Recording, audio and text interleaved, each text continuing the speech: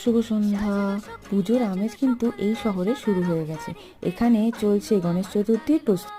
ছাঁচে ফেলে মূর্তি তৈরি, এবার শুকিয়ে ঘষে মেজে রং হয়ে চলে যাবে সবার কাছে পুজোর আগে। পুজোর ঢাক মনের মধ্যে বাজতেই মনটা চলে গেল কলকাতার স্ট্রিট ফুডের উপর। তাই বাড়ি এসেই এগ রোল করার প্রস্তুতি নিলাম। কি সুন্দর না পরোটাগুলো গোল গোল!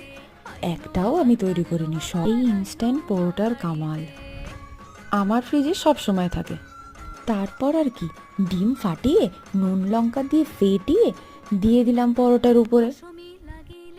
ডিমটাকে পরোটার উপর দেখেই মনটা লোভী হয়ে উঠল।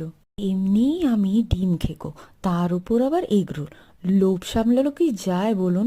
তারপর এই সুন্দরীকে পেঁয়াজ ক্যাপসিকাম একটু টমেটো দিয়ে সাজিয়ে নিয়ে গোল গোল করে গুটিয়ে লজ্জাবস্ত্র দিয়ে ভালো করে ঢেকে দিলাম।